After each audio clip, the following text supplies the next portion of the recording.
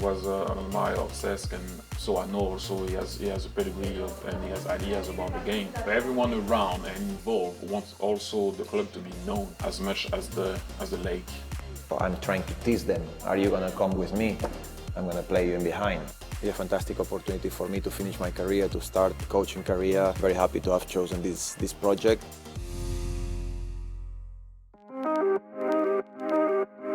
Cesc Fabregas completed a transfer to Como in Serie B in Italy. He's expressed his desire to manage in the Premier League one day. Cesc Fabregas finally hung up his boots and retired last month, having assured his status as one of the most decorated midfielders of his generation. The Spaniard is adjusting to life on the touchline in his new coaching role.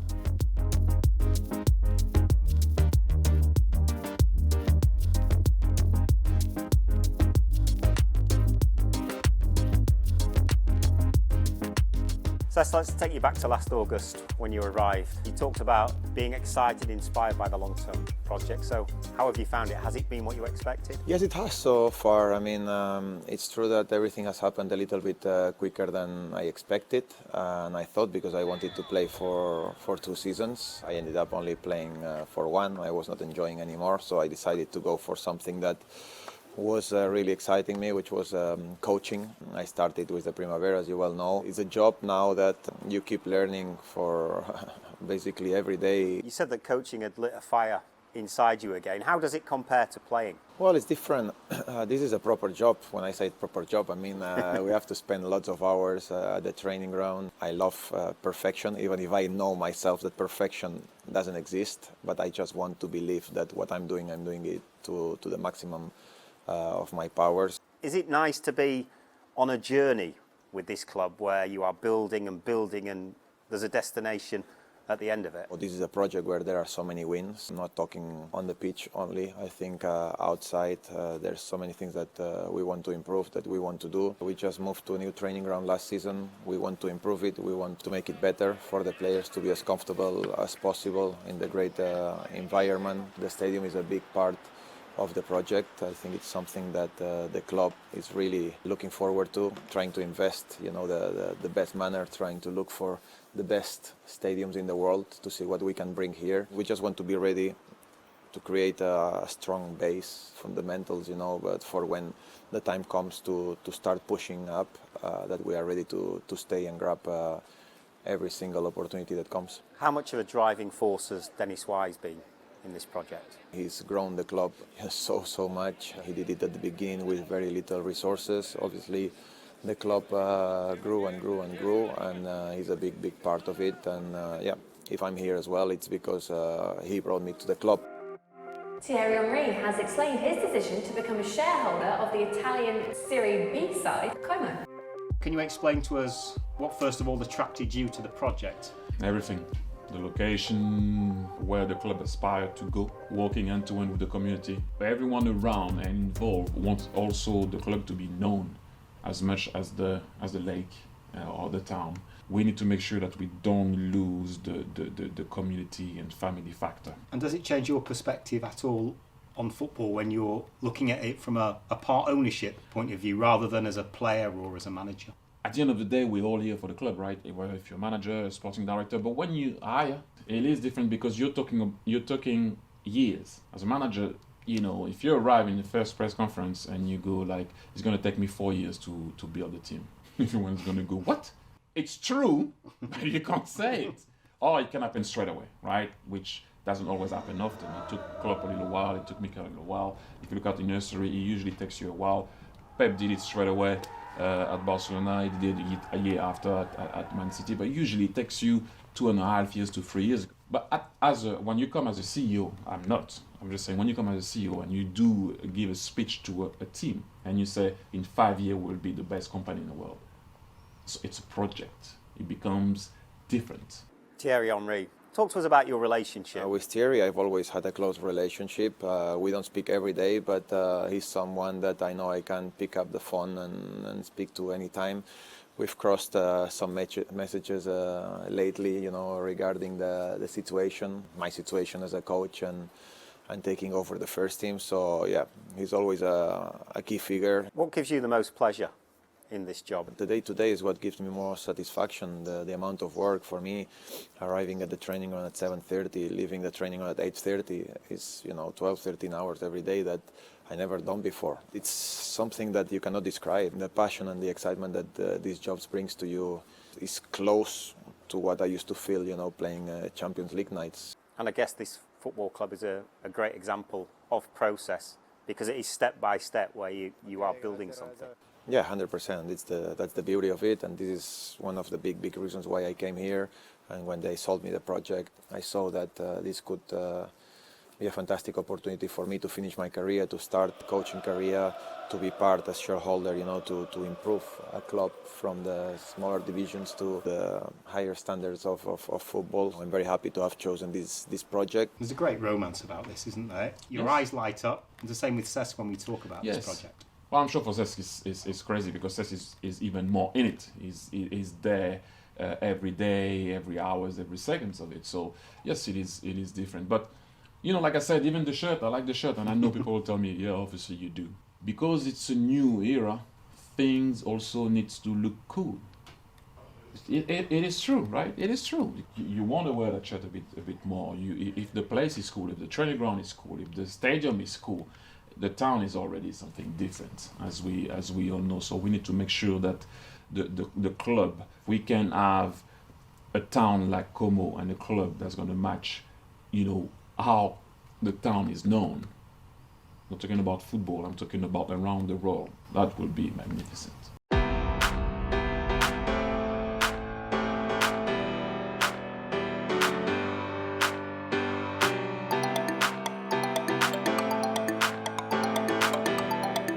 Do you sometimes pinch yourself that you're coaching a team in this part of the world? You just have to adapt, and I think my career has taught me that you can never say never to anything in life, because there are always new pictures, new doors opening.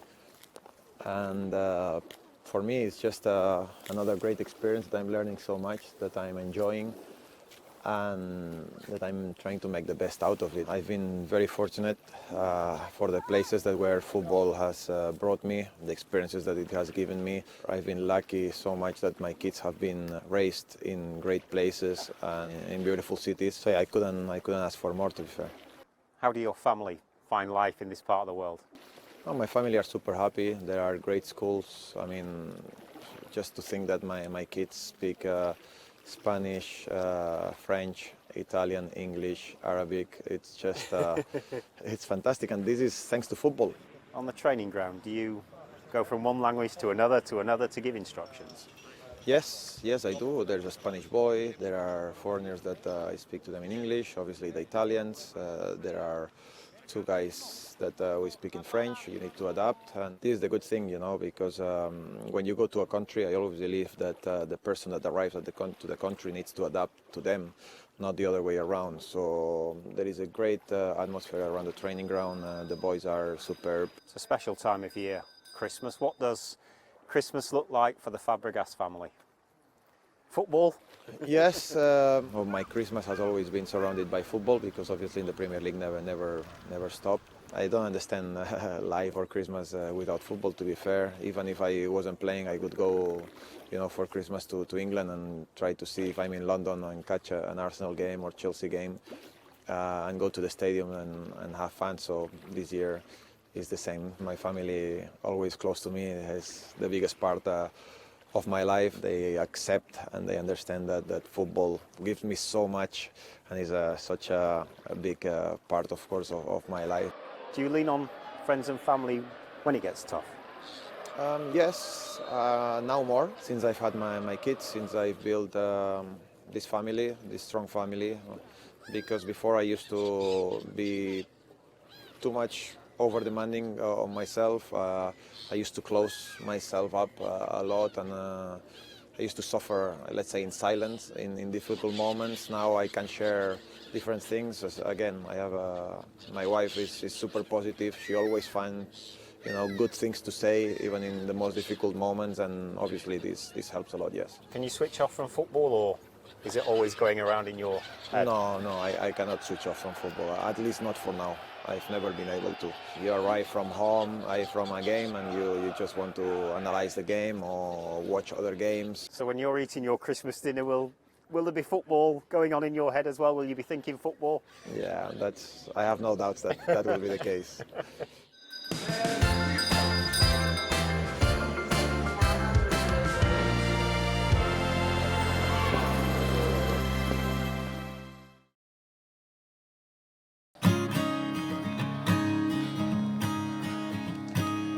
Cesc is something special, you know. He's won everything in football, and to have such a guy in the club to play with and to learn from him, and it was a great experience for us all. We watched him since I'd say I was 6 years old.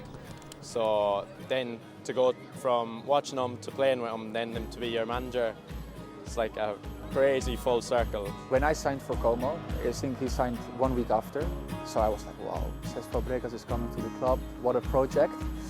And when I met him the first time, it was like really humble, normal guy. Sometimes when you come from a player to be a coach, sometimes that can become a little bit difficult, but you soon settle into it, so you know where to stand and see things. It's just a little bit of practice, that's all, which he's done very well at doing that anyway. Can you talk to us about your relationship with Cesc? It's a long one. We played, obviously, as you know, together with Arsenal. I always was an admirer of Cesc and how he sees the game. I mean, you saw it. We can talk about his vision. We can talk about his understanding. We can talk about how clever he was on the field. You know, when you come from the academy of La Masia, obviously Barcelona, you come to Arsenal really young and you start to play in our team, and you not only you start to impose yourself in between Patrick Vieira and Gilberto Silva. When you become the captain of Arsenal Football Club at a young age, then obviously we all know that's where he went after that, but he came back to win the league with Chelsea. And then obviously we connected again, not for so long because I got the sack at Monaco, and then he came with me at Monaco, and we all know where he is now. But I'm not surprised with where he is. He said that you made him a better player by finishing off his bad passes. But do you don't know about that. do you see yourself as something of a mentor? No, not at all. No. I don't see it like that. You know, you are always going to be there for him, but I'm not like, I don't see myself as a mentor or something like that, if you know what I mean. Like, we play the game the same way. We virtually want the same thing on the field. So I know also he has a pedigree and he has ideas about the game, but we can have discussion. My way of seeing the game is the same way of Cesc Fabregas sees the game. So for me, I don't see myself as a mentor. You know, more like if you want to know something, I'll be here to tell you.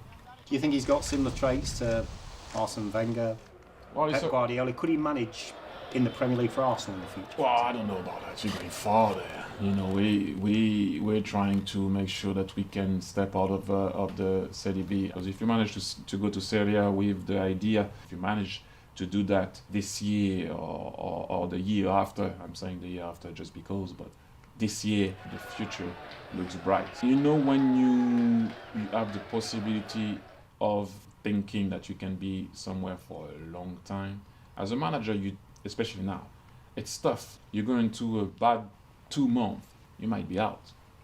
So it's very tough to put your philosophy, your identity in place, apart if you have a Edu that believed and still believes in Mikel. Because Mikel had 2 difficult years after the one he won the FA Cup. If it was in any other place, maybe he would have got the sack.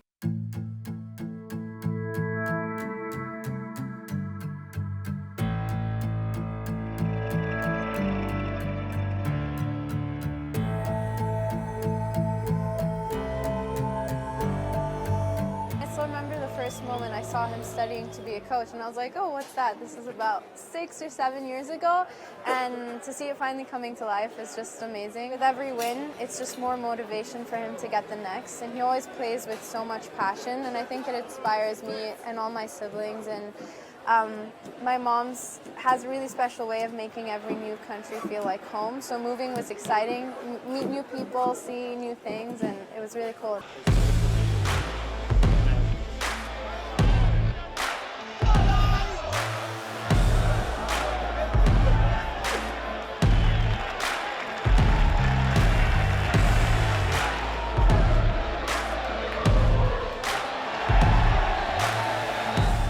what stage did you realise that management was for you, and in your head, when did you start planning for management? To be fair, not so long ago. Yeah, I think when COVID hit, I was in Monaco. We were 4 months at home. I had a lot of time, to do Zoom calls and meetings with coaches. I started taking my B license then. Then I moved to the A license. I really loved it.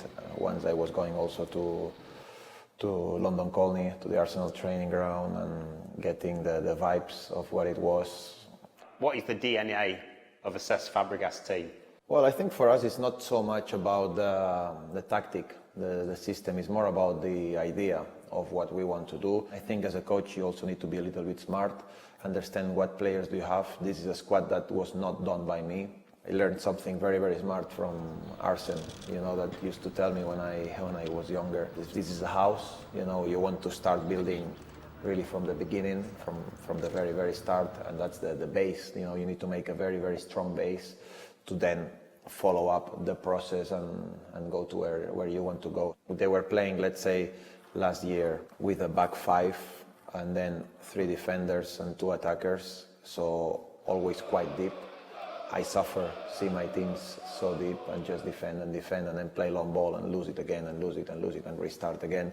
So I think we just changed a little bit now and we moved to a back 4, but much higher up the pitch. So I think this is the first thing that we try to change.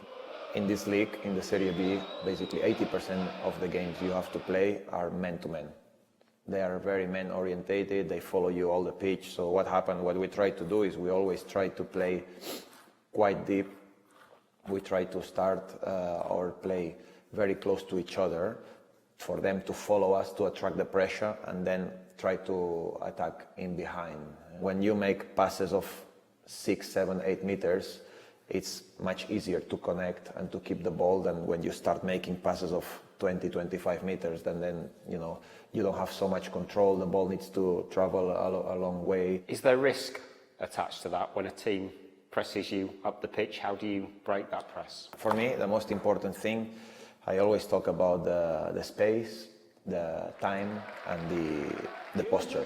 These 3 things are very, very important. If you come to the ball, if they come man to man, but they come to the ball at the right time, I always talk about this 1-2 seconds, these first 2 steps where you need to get away from your man, and everyone knows where the ball can come. It's difficult to stop even if you come, 1 against 1. And what I'm trying to say is by attracting, if they want to really press this high, me, I will have, let's say, they come man to man. They will always have, moments where they will need to decide. If I bring my 2 strikers here, this is something that, for example, De Zerbi does very, very well. They come, where are the spaces? The spaces are here. So I'm trying to tease them. Are you going to come with me? I'm going to play you in behind. Then the second time I play in behind and they start having doubts, then these 2 guys will start doing, okay, hold on a second. And this is where we will have to try, the pockets in here. So it's all about, playing with the moment, with the situation, with the dynamics of the opponent. This is very, very important. And I think the most important thing in football is always to know your next pass. Forget about everything now. Knowing your next pass means that if you are here or you are here, let's say, and they are marking you, that you know before the ball comes to you where this guy is, what's this guy's next movement, etc. You mentioned De Zerbi there. Do you study other coaches? Are there any in the Premier League, for example, at the moment that you really like the way they play, their style? Yes, I do study other coaches. Not the coaches itself, but their philosophies and the way their teams play. De Zerbi, Guardiola and Arteta in the Premier League are the 3 guys that I follow the most and that I try to get most ideas from. I remember chatting tactics with Marcelo Bielsa, for example, and he had a plan A, and he said if plan A doesn't work, make plan A better.